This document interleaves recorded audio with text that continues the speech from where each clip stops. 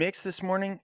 After yesterday's strong rally, the bounce kind of looked more commodity driven than weather based. Some traders are bracing for hotter, drier pattern into July. Others say that bigger near term risk is from excess of moisture, especially for U.S. winter wheat, where wet conditions could slow harvest and hurt quality.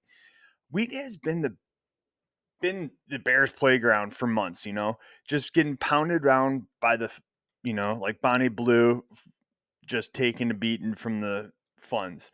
But over the past 8 sessions, it actually has been the strongest mover. And believe it or not, it's got 77% daily correction to crude right now.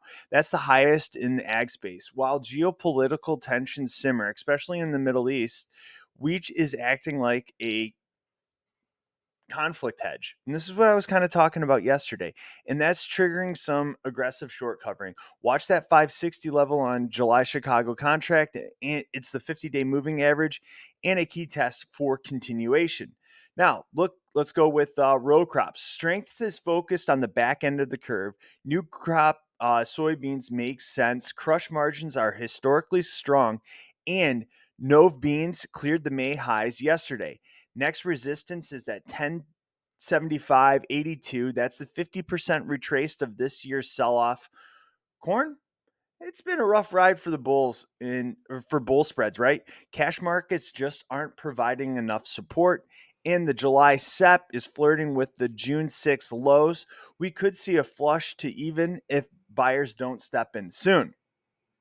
So, product space consolidating. Soybean oil stalled out at resistance, and may have capped momentum right now. Meal spreads, especially that July D's, are now within 50 cents of contract lows. This market flipped fast. Just a week ago, traders were betting on tight meal to crushers pullbacks, and now we're talking about meal glut as crushers ramp up on oil. Argentina's big crop and farmer selling pressure will make export competition tough going forward. Now back to weather. That 6 to 10 day forecast is wetter for much of the eastern corn belt and cooler across the Midwest. That's not crop threatening. In fact, conditions could improve in short term. But the critical window for corn pollination comes in mid to late July, and that's when weather becomes make or break. Vols across corn, beans, and wheat are sitting near fair value, but wheat's got a July inverse, suggesting risk is concentrated front end.